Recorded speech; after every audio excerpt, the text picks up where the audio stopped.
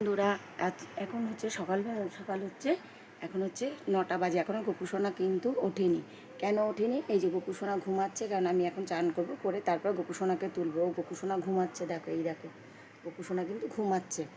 আর এই দেখো আমার কিন্তু এদিকে সব কাজ কমপ্লিট হয়ে গেছে, বিছনা গোছানো হয়ে গেছে, সবই প্রায় কাজ কমপ্লিট। তো বৃষ্টিও ড্রয়িং দিয়ে চলে এসছে, অনেক দিন বৃষ্টি ছিল না, দিদির বাড়ি গিয়েছিলো, বৃষ্টি ড্রয়িং থেকে এলো। এবারে ওকে টিফিন দেবো, দিয়ে দেখছি আজকে কি রান্না হবে সবই তোমরা জানতে পারবে।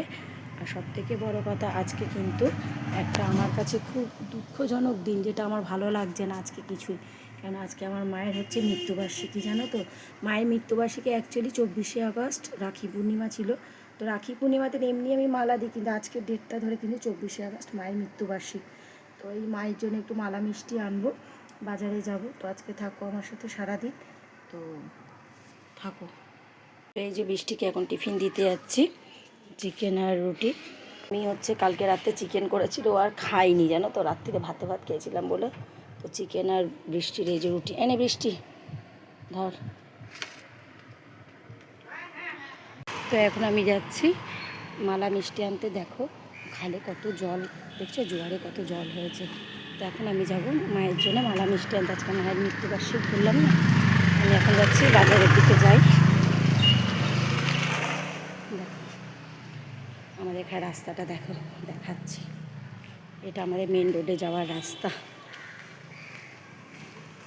তো এখানে একটা দোকান খোলা আছে, ফুলের পূর্ণি মালা জানাচ্ছে। দেখো মালা নিয়ে নিলাম একটা, দাদার দোকানটা খোলা ছিল, আমি ভেবেছিলাম এত বেলায় খোলা পাবো না, তো পেয়েছি দোকান খোলা।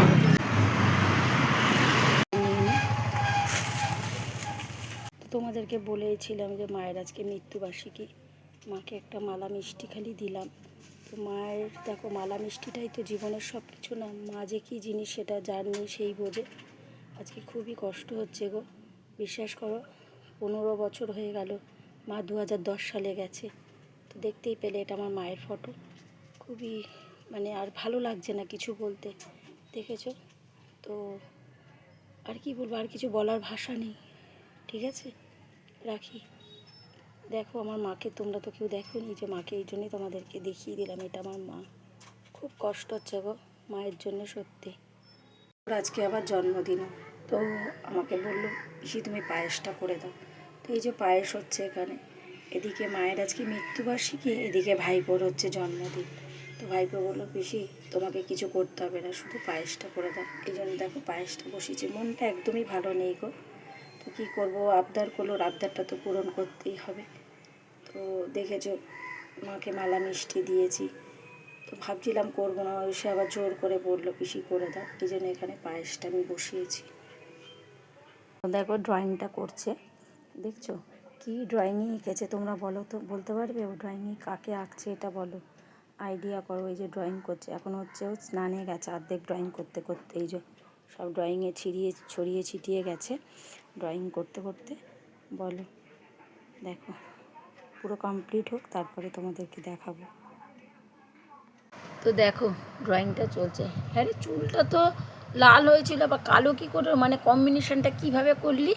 ব্রাউন কালার দিয়ে। ও দেখছো তো, এই যে হচ্ছে এটা করছে, দেখো দেখবে, এই দেখো বসে বসে ড্রয়িং করছে। ও তো টাটা দেখিয়ে দে, এই দেখো তোমাদেরকে টাটা দেখালো।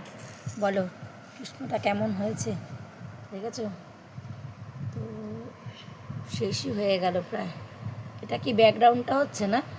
ব্যাকগ্রাউন্ডটা হচ্ছে, ব্যাকগ্রাউন্ডে ড্রয়িংয়ের রঙটা কিন্তু বাকি ছিল, দেখছো? এখন বলো কেমন হয়েছে।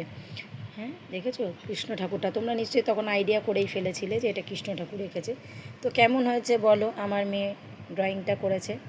আর তোমরা সকলেই আশীর্বাদ করো ও যেন বড় হয়, অন্তত মানুষের মতন একটু মানুষ হতে পারে।